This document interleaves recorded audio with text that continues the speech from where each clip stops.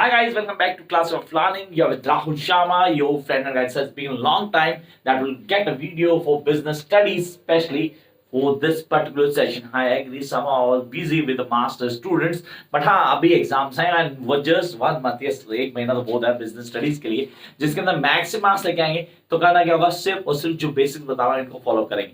तो आज की क्लास में बात करेंगे सर बिजनेस स्टडीज बुक 1 नहीं book 2 part 2, seriously part 2.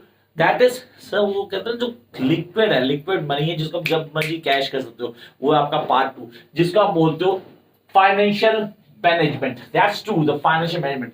It is a business finance. आपने कहा बिजनेस फाइनेंस एंड मार्केटिंग. तो सर बिजनेस फाइनेंस एक अलग टॉपिक हो गया और मार्केटिंग अलग टॉपिक हो गया. मार्केटिंग साथ एडजॉइन कर दिया हमने कंज्यूमर प्रोटेक्शन को, जबकि फाइनेंस में बस दो तरह का था, finance management and then finance market. दो चीजें एक साथ चल रही. तो बोलूं तो सर मार्क्स की लिमिट बताऊं, या अगर मैं बोलूं कि जो मार्क्स डिवाइड किए गए वो दिए गए 15 नंबर दिए इन दोनों को और 15 दिए गए इन दोनों को. अब आप डिफाइन कर सकते हो क्या है, कैसे है, करने का तरीका क्या. 11th क्लास में बिजनेस स्टडीज पढ़ी थी जहां हमने फाइनेंशियल मैनेजमेंट समझा था. हमने समझा था कि फाइनेंस क्या होता है. Finance actually is a blood to enterprise. मतलब अगर बॉडी से ब्लड निकालेंगे ना भैया हम सर्वाइव नहीं कर पाएंगे. सेम बिजनेस से अगर पैसा निकाले तो बिजनेस चलने वाला नहीं guys. It's impossible for business to survive without finance. तो finance is the key. Yes, the finance is the key and to manage finance is the major task. किसी भी एंटरप्राइज के लिए सबसे इंपॉर्टेंट होता है फाइनेंस को मैनेज करना. तो यहां हम मैनेज कर रहे हैं फाइनेंस को गाइस. ये वो टॉपिक्स हैं जो आपको क्लियर करना, लिख के दे रहा हूं गाइस. ये जो क्वेश्चन बोल रहा हूं यहाँ पे इस क्लास के अंदर ये पेपर कंफर्म मिलेंगे. फिर बाद में कि पेपर पता था फिर भी नहीं किया, सिर्फ बेसिक्स को फॉलो कर लेना. अगर कोई टॉपिक समझ नहीं आता तो कमेंट बॉक्स आपके लिए, आप कमेंट बॉक्स में टॉपिक डाल सकते हैं कि सर इस टॉपिक की वीडियो चाहिए so that we can clear it. तो ये जॉब आपका है, कमेंट करना. Here we have the financial management. Number 1, concept and objective. Finance क्या है, मैनेज कैसे करते हैं. Finance is blood to enterprises. बिना इसके काम चलेगा नहीं. अब फाइनेंस के लिए काफी सारी चीजें दिमाग में रहनी चाहिए. That I need to understand कि यार ये सारी चीजें जो मुझे आनी चाहिए. जैसे फाइनेंस में सर क्या शेयर आएगा, रिटेन अर्निंग कितनी होगी, रिटेन अर्निंग कैसे यूज करेंगे, डिविडेंड पूरा दिया जाएगा नहीं दिया जाएगा, स्टेक होल्डर्स पे कितना ध्यान दिया जाएगा. ये सारी चीजें फाइनेंस में आती है. जिसमें पहला काम आता है डिसीजन का. सर डिसीजन 3 होते हैं, याद है सर कौन सा है, इन्वेस्टमेंट, फाइनेंस और डिविडेंड डिसीजन. 3 डिसीजन जो आपके दिमाग में क्वेश्चन पेपर में 100% आएगा गाइस. तो आई होप आप लोग निकाल चुके हो आपका रजिस्टर और पेन. तो लिख लो भाई कि ये क्वेश्चन पेपर में कंफर्म मिलेगा. फाइनेंशियल डिसीजंस 3 डिसीजन होते हैं guys. Next one, planning. That is financial planning. एक अच्छा बिजनेस हमेशा फाइनेंस को पहले प्लान कर चलता है. उसको पता है पैसा कहाँ से आएगा, पैसों कैसे यूज करेंगे, हाउ टू एनहेंस इट, मतलब उसको और कितना ज्यादा ग्रो कर सकते हैं, कैसे कर सकते हैं, वो सारी चीजें उसको क्लियर होनी चाहिए. That is financial planning. Next one, capital structure. What is capital structure? How I am going to get the maximum out of my capital structure. So कहते हैं ना बेसिकली मेरे स्टॉक पे मेरे को रिटर्न अच्छा मिलना चाहिए. EPS, earning per share. Capital structure is all about the uses of all your capital, whether it's fixed, whether it's working. उसको कैसे एम्प्लॉयड किया गया कि वो रिटर्न मैक्सिमम देगी, वो आपका कैपिटल स्ट्रक्चर बताता है. How you has allocate the resources in your business so that going to give the maximum return. ये पूरा स्ट्रक्चर कैपिटल स्ट्रक्चर का पार्ट है गाइस. इस पे क्वेश्चन बनता है. And then last but the least इस पे डिफरेंशिएट आता है फिक्स्ड एंड वर्किंग कैपिटल पे. फिक्स कैपिटल क्या है, वर्किंग कैपिटल क्या होती है, इसके कॉन्सेप्ट क्या है, कौन कौन सी चीजें आप लोगों को आनी चाहिए, कहां से हम चीजों को क्लियर करेंगे. इन सब की शॉर्ट्स भी मिलेंगे आपको जल्दी, शॉर्ट्स इसी चैनल पे गाइस. तो अगर चैनल को सब्सक्राइब नहीं किया immediately subscribe the channel. Jump up to the next part, that is financial marketing. What is financial marketing, क्या होती है फाइनेंशियल मार्केटिंग. सर सबसे इंपॉर्टेंट है, ये पहले इसका नाम हुआ था कैपिटल मार्केटिंग, फिर फाइनेंशियल मार्केट, फिर कैपिटल मार्केट हो गया. तो ये चेंज कर देते हैं. आप वो तो मार्केट 2 तरह की होती है, कैपिटल मार्केट और मनी मार्केट. तो पहले कॉन्सेप्ट क्लियर करते हैं. कैपिटल मार्केट के 2 पार्ट होते हैं, प्राइमरी मार्केट और सेकेंडरी मार्केट. प्राइमरी मार्केट को हम लोग बोलते हैं new issue market. Secondary market is known as to be already existing shares market. जो ऑलरेडी मार्केट में आ चुके हैं, बिक चुके हैं, फिर कोई खरीदते हैं, फिर बिक जाते हैं, फिर खरीदे जाते हैं. तो आप लोग ना इसको सेकेंडरी मार्केट का नाम दिया गया, ऑलरेडी एग्जिस्टिंग शेयर्स वाली मार्केट को. जिसको आप OTCI और NSCI के नाम जानते हो, over the counter exchange of India and national stock exchange of India. तो इसमें बॉम्बे जो हमारा शेयर मार्केट है उसकी बात नहीं कर रहा, दिल्ली स्टॉक मार्केट की बात नहीं कर रहा मैं सिर्फ दो चीज बात करूँ, OTI और NSCI। इसका डिफरेंशिएट भी आपको ऑन टिप होना चाहिए। तो पहला पॉइंट प्राइमरी और सेकेंडरी को क्लियर करना है। मनी मार्केट क्या होती है? Money market short market, the maximum period of money market is 1 year. Shares को खरीदा और बेचा फटाफट जाता है, मनी मार्केट कहते हैं। सही, इन दोनों में डिफरेंशिएशन आता है, कैपिटल मार्केट और मनी मार्केट में।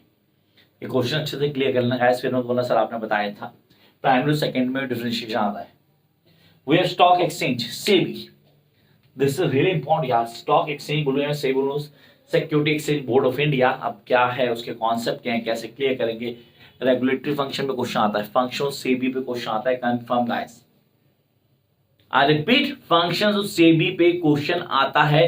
रेगुलेटरी फंक्शन बहुत इंपॉर्टेंट है गाइस, अगर आपने नहीं किया तो बहुत बड़ा ब्लंडर है। आप लोगों को इमीडिएटली इसको करना है। You guys need to clear कि ये पेपर में आएगा ही आएगा, और मुझे बहुत अच्छे से क्लियर होना चाहिए। ये आपकी थॉट प्रोसेस यहां से शुरू होगा, जिसको आपने क्लियर करना है। तो ये था finance, yes finance, where is management, where is market. तो दोनों के दोनों कॉन्सेप्ट आपको क्लियर हो चाहिए, क्या है, कैसे करेंगे, करने का तरीका क्या होगा, कौन से बेसिक्स को आपने बहुत अच्छे से क्लियर करना है, ग्रिप करना है, then it works for you. Guys come to next session, that is marketing. जो दिखता है वो बिकता है, यस आई रिपीट, जो दिखता है वो बिकता है, जो दिखेगा नहीं वो बिकेगा नहीं, डेफिनेटली कंफर्म है। जो एडवर्टीजमेंट में दिख रहा है हम सबको पसंद है। मैं मार्केट से गया, मार्केट में कुछ चीज लेनी थी मुझे, मैंने कहा ये चीज दे दो यार, उसने कहा नहीं यार ये चीज दे दो ज्यादा बढ़िया है, उसकी मैंने कभी ऐड नहीं देखी, I am not going to buy that. क्यों? क्योंकि मैंने उसकी ऐड नहीं देखी, जो दिखा ही नहीं वो बिकेगा कैसे यार। तो उसके होर्डिंग लगेंगे, जब उसकी एडवर्टीजमेंट आएगी तो सर हाँ वो चीज लगी, हाँ ये मार्केट में है यार, तो आप मार्केटिंग वही तो पढ़ रहे हो।